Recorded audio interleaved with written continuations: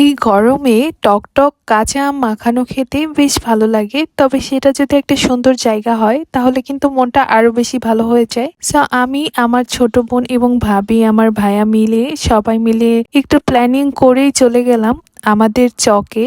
সুন্দর একটা জায়গার সন্ধানে আমাদের চকেই চলে এসেছি একটা বড় পুকুর পাড়ে। প্রয়োজনীয় সব জিনিসপত্র বাসা থেকে আগেই গুছিয়ে নিয়ে এসেছিলাম এবং সেগুলোকে সাজিয়ে নিলাম। পুকুরের পানি উঠিয়ে আনছি কারণ আম অথবা অন্যান্য কিছু তো পরিষ্কার করে নিতে হবে। আর এই স্নিগ্ধতার মাঝে আমার কিন্তু একটা কথাই মাথায় আসছিল, ছোটবেলার জুলাপাতির কথা। যাই হোক, অনেকদিন ধরে মনে মনে চিন্তা করেছিলাম বাড়িতে যখন যাব বোন ভাবিরা সবাই মিলে একটু চকে যেয়ে সুন্দর একটা সময় কাটাবো, হয়তো বা বাসা থেকে কিছু রান্না করে নিয়ে যেয়ে। তো এখন যেহেতু কাঁচা আমের দিন, কাঁচা আমের ভর্তা দিয়েই এই পিকনিকটা সেরে নিলাম। আর এই জায়গাটা কিন্তু পিকনিক করার জন্য একদম খারাপও ছিল না, কারণ কাছে যেহেতু পানিও আছে, প্রয়োজনে পানিটাও নিয়ে নিতে পারছি।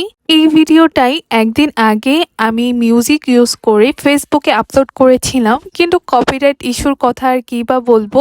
ফেসবুক বা ইউটিউব হোক না কেন, কপিরাইটের কারণে কোনো কিছুতেই একটু গান লাগাতে পারি না। কপিরাইট ইস্যুর কারণে ফেসবুক থেকে ভিডিওটাকে ডিলিট করে দিয়েছি, তাই ভাবলাম ভয়েস ওভার দিয়ে এখন আবারও নতুন করে আপলোড করব। তো যাই হোক, আমাদের এই আম মাখানোর যে পিকনিকটা আপনাদের কাছে কেমন লাগলো? আমরা কিন্তু বেশ এনজয় করেছি এই সময়টাতে। কথা বলতে বলতে আমটাকে একটু ডিফারেন্ট ওয়েতে কেটে নিয়েছি, সেই সাথে সামান্য মরিচ, লবণ, বিট লবণ এবং কি চিনি এবং কাসুন্দি এবং কাঁচামরিচ দিয়ে আমটাকে ভালোভাবে মেখে নিচ্ছি। এবং এখানে আমি একটা আম মাখিয়েছিলাম এবং পরে অন্য আমগুলো অন্যভাবে মেখে নিয়েছি। তো এই আম মাখানোটা সত্যি বলতে অনেক টেস্টি হয়েছিল, সবাই কিন্তু অনেক প্রশংসা করেছে। কিন্তু পরে যে আম মাখাটা খেয়েছিলাম এটা কিন্তু রেগুলারই খাওয়া হয়, তবে এটা ওই রেগুলারের মতোই লেগেছে আর। যাই হোক, ভিডিওটি কেমন লাগলো অবশ্যই কমেন্ট করে জানাবেন। আর আজকের মতো এখানেই বিদায় নিচ্ছি। আল্লাহ হাফেজ।